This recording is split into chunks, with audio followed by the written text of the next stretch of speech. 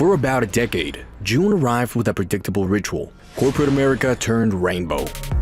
Logos changed, merchandise flooded shelves, sponsorship dollars flowed to pride events in cities across the country. It looked from the outside like a cultural consensus that every major brand had arrived at the same conclusion at roughly the same moment. It turns out they hadn't. Stay in this video because today you'll learn what happened to corporate pride advertising and what's actually behind it. The inflection point had a specific date, April 1st, 2023. That's when Anheuser-Busch, the company behind Budweiser, Bud Light, Michelob Ultra, sent transgender influencer Dylan Mulvaney a commemorative Bud Light can to celebrate her 360 days of girlhood, a social media promotion that lasted, by most accounts, less than a minute of video content. What followed was not less than a minute. The North American organic revenue of Anheuser-Busch plunged $1.4 billion over the course of 2023. Sales dropped 25% overall, with some distributors per ABC News reporting as much as a 50% hit. Bud Light lost its position as America's best-selling beer after more than 2 decades, surrendering the title to Modelo Especial in June of that year. The same summer, Target faced a conservative backlash over its Pride merchandise and pulled select items from store shelves. Its quarterly sales declined 5.4%, the first same-store sales drop in 6 years, with executives acknowledging the Pride controversy as a contributing factor. 2 gigantic brands, 2 product decisions, 2 measurable financial hits. Corporate boardrooms noticed. The retreat is quantifiable now, and the data from 2025 and 2026 is striking. According to Gravity Research's 2025 Pride Pulse poll, 39% of companies reduced their overall Pride Month engagement that year, up from just 9% in 2024, a 4-fold increase in a single year. The Human Rights Campaign's Corporate Equality Index, the annual scorecard that for years functioned as a kind of benchmark for corporate LGBTQ+ alignment, saw a 65% drop in Fortune 500 participation for 2026. According to CNBC, 377 major companies submitted data in 2025.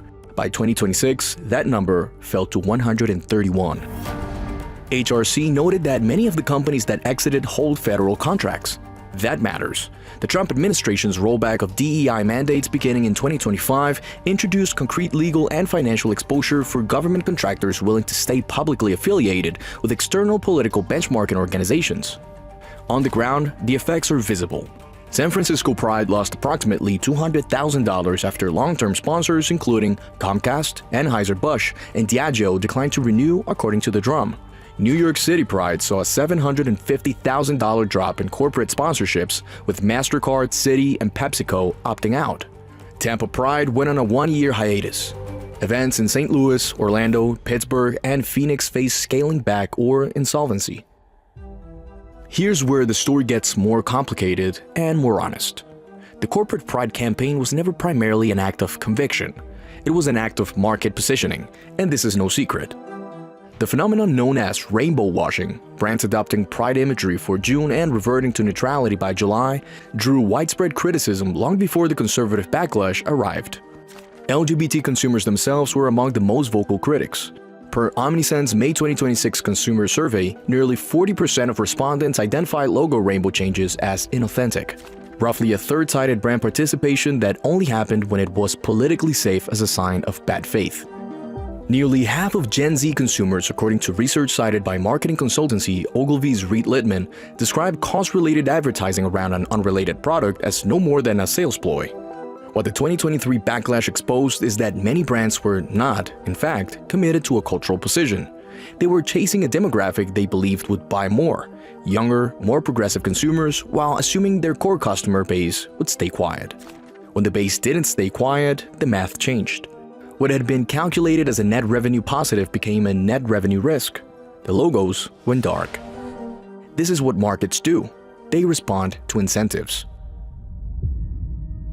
What's unfolding now isn't only a corporate story. It reflects something broader about where American culture actually stands after nearly a decade of activist pressure from one direction and growing backlash from another.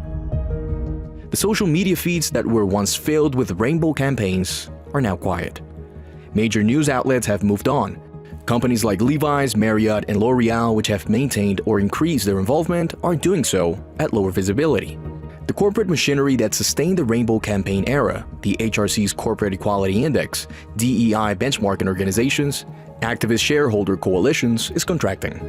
What's happening to corporate pride advertising is, at its simplest, a story about incentives, which also speaks about a broader cultural shift in corporate America and America in general. Brands embraced rainbow marketing when they calculated it would grow their audience. They're stepping back as they calculate the opposite. Whether that means the cultural consensus they were reflecting was always shallower than it appeared, or whether it signals something more lasting, is a question markets alone can't answer. What's certain is this: the era when slapping a rainbow on a logo felt like a cost-free signal of corporate virtue is over, and a significant number of American consumers across the political spectrum seems to agree that it wasn't a very honest signal to begin with. But what do you think? Let us know in the comment section.